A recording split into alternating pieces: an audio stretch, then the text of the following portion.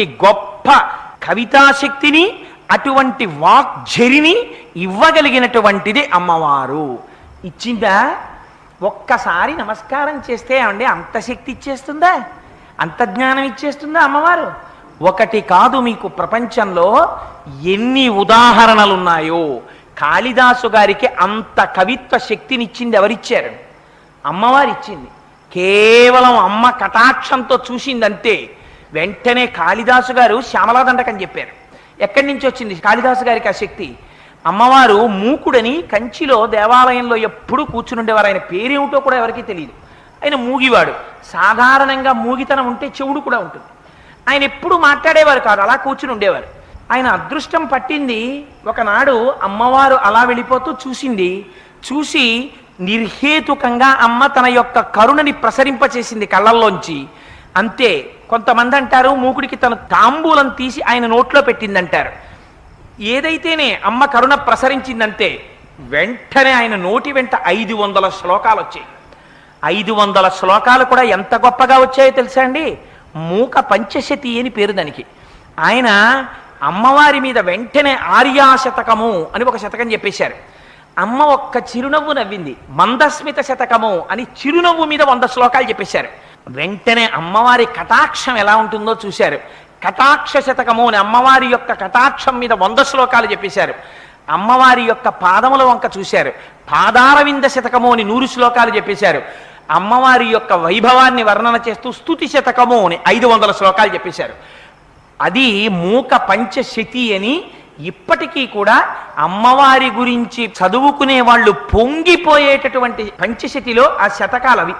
అమ్మవారి అనుగ్రహంతో మూకుడు ఆనాడు పలకలా, ఒక మూగివాడి చేత తల్లి పలికించలా? అంతవరకెందుకు, ఈ మధ్య కాలంలో జరిగిన సంఘటన ఒకటి మీకు చెప్తాను. నిన్నటి రోజున మీకు జంబుకేశ్వర క్షేత్రం గురించి మీకు కొన్ని మాటలు విజ్ఞాపన చేసి ఉన్నాను. ఆ జంబుకేశ్వరంలో పూర్వకాలంలో మోహనాంగి అని ఒక ఆవిడ దేవాలయంలో తుడవడం, భగవంతుడి యొక్క అర్చన చేసేటటువంటి పళ్ళాలు చెంబులు మొదలైనటువంటివి కడగడం, సిద్ధం చేయడం, ఇలాంటివి చేస్తూ ఉండేది. ఆవిడ గొప్ప సౌందర్య రాశి, పేరు కూడా మోహనాంగి. ఆవిడ సహజంగా గొప్ప శివభక్తురాలు. అదే ఆలయంలో వరదన్ అని చెప్పి ఒక విష్ణు భక్తుడు ఒక ఆయన ఉండేవారు, వైష్ణవ భక్తుడు. శ్రీ మహావిష్ణువుకి పరమశివుడికి తేడా ఏం లేదు, ఇద్దరు ఒకటే పరబ్రహ్మం. ఏకస్వమేవ బహుదా భవభాసిలోకే నిశంకధీర్ వృషభకేతన మల్లినాథ.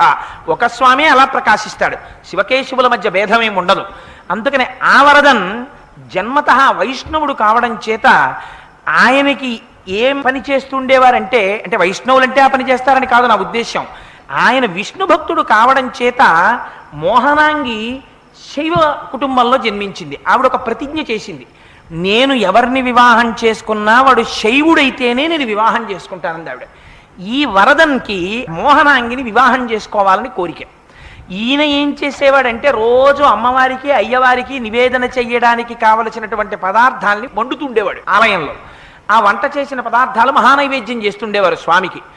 ఈ వరదన్ ఆ మోహనాంగిని అడిగాడు వివాహం చేసుకోమని. అయితే ఆవిడంది, నువ్వు శైవుడవైతేనే నేను వివాహం చేసుకుంటానని. ఆయన, మీరు చాలా జాగ్రత్తగా గుర్తుపెట్టుకోవాలి, భగవంతుడి కోసమని శైవుడిగా మారలేదు, మోహనాంగి కోసమని శైవుడిగా మారాడు.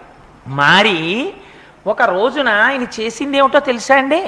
దేవాలయంలో కూర్చున్నాడు, తొందరగా పని అయిపోయింది, వచ్చి కూర్చున్నాడు ఒక స్తంభానికి ఆనుకుని. మోహనాంగి కూర్చుంది.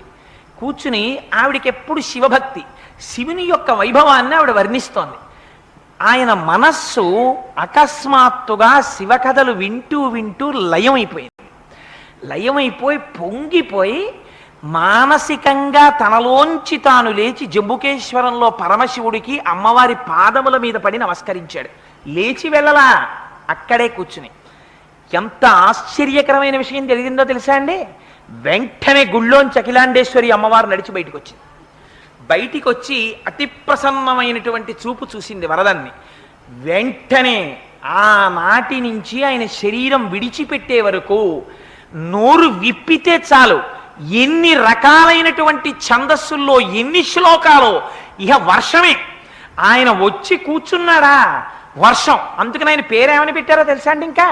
ఇంకో పేరు ఈయనకి సరిపోదని కాలమేఘం అని పెట్టేశారు. నల్లటి మబ్బు వచ్చింది అనుకోండి, ఎలా వర్షించేస్తుందో. ఆయన వచ్చారనుకోండి సభలోకి, ఆయన్ని పిలిచి అయ్యా శివుడి గురించి ఒక్క మాట చెప్పండి అన్నారనుకోండి, 3 గంటల పాటు ఇంకా వరస దండకాలు, శ్లోకాలు, పద్యాలు వెళ్ళిపోవలసిందే నోటి నుంచి. పొంగిపోతుండేవాడు, చెప్పేస్తుండేవాడు. అలాగా ఎక్కడి నుంచి వచ్చింది? అమ్మవారి అనుగ్రహంలోంచి వచ్చేసింది. అంతవరకు ఎందుకు? మీకు ఒక్క విషయం విజ్ఞాపన చేస్తాను. దేవీ భాగవతంలో అమ్మవారి అనుగ్రహం గురించి ఒక కథ ఉంది. అందులో పూర్వకాలంలో దేవదత్తుడు అని ఒక బ్రాహ్మణుడు ఉండేవాడు. ఆయనకి కొడుకులు లేరు. ఆయనకి కొడుకులు లేకపోతే ఆయన పుత్రకామేష్టి అనేటటువంటి ఇష్టి చేశాడు కొడుకుల కోసం. ఆ చేసేటప్పుడు అందులో ఉద్గాత అని ఆ సామవేదాన్ని పఠించడం కోసం సుస్వరంతో, స్వరం తప్పకుండా ఆ వేదాన్ని పలకగలిగినటువంటి గొప్ప నైపుణ్యం కలిగినటువంటి వాడిని గోభిలుడు అనబడేటటువంటి ఒక మహానుభావుణ్ణి తీసుకొచ్చి ఆ యాగంలో పెట్టుకున్నారు. యాగం అంతా పూర్తయిపోయింది. చిట్ట చివర సామవేదం చదువుతున్నారు. మొన్నటి రోజున మనం ఇక్కడ అమ్మవారికి పూజ చేసినప్పుడు ఓ అఖిలాండ కోటి బ్రహ్మాండ నాయకి లలితాపరాభట్టారికా స్వరూపిణి అమ్మ చతుర్వేదమోధారయా అని, ఇదిగో వినమ్మ అరుగ్వేదమోధారయా అంటే అప్పుడు వేదం చదివారు కదా. అలా చిట్ట చివరి ఈయన సామవేదం చదువుతున్నాడు. ఆ సామవేదం చదువుతున్నప్పుడు కొంచెం స్వరంలో దోషం వచ్చింది.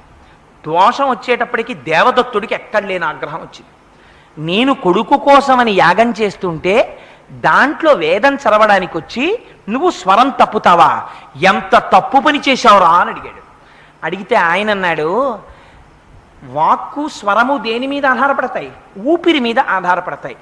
ఆ ఊపిరిని తరువాత తాను చెప్పబోయేటటువంటి వాక్యము ఎంత పొడుగుంటుందో దాన్ని ముందే లెక్క వేసుకుని దానికి కావలసినంత ఊపిరి లోపల తీసి నిలబెడితే తప్ప ఆ వాక్య నిర్మాణమునకు కావలసినంత ఊపిరి పైకి వాక్కుగా రాదు. అలా వేదం పలికేటప్పుడు కూడా ఉచ్ఛ్వాస నిశ్వాసలలో కావలసినంత ఊపిరి తీసి అప్పుడు దాన్ని ఆ స్వరబద్ధంగా బయటికి తీసుకొచ్చి శబ్దస్వరూపంగా వేదాన్ని పలకాలి. ఒక్కొక్కసారి ఆ ఊపిరి తీసి లోపల పట్టుకోవడంలో చిన్న తేడా వచ్చి స్వరం మారచ్చు. అంత మాత్రానికి నిండు సభలో పట్టుకుని నన్ను ఇంత మాట అంటావా, నీకు మూఢుడైన కుమారుడు జన్మించుగాక అని చెప్పించు. పాపం ఈ దేవదత్తుడు వెళ్ళైన కాళ్ళ మీద పెట్టాడు. ఎంత మాట అన్నావయ్యా, కొడుకు కోసమని ఇంత ఇష్టి చేశాను. చిట్ట చివరికి ఏమైంది? ఇంత ఇష్టి చేసిన తరువాత మూఢుడైన కొడుకు పుట్టాలని శపించావు. దీనివల్ల నాకేం కలుగుతుంది? అసలు కొడుకులు లేకపోయినా పర్వాలేదు, కానీ మూఢుడైన కొడుకు వల్ల ఎంత ప్రమాదం వస్తుంది. అందుకని మహానుభావా నీ యొక్క కోపాన్ని ఉపసంహరించి నన్ను రక్షించన్నాడు.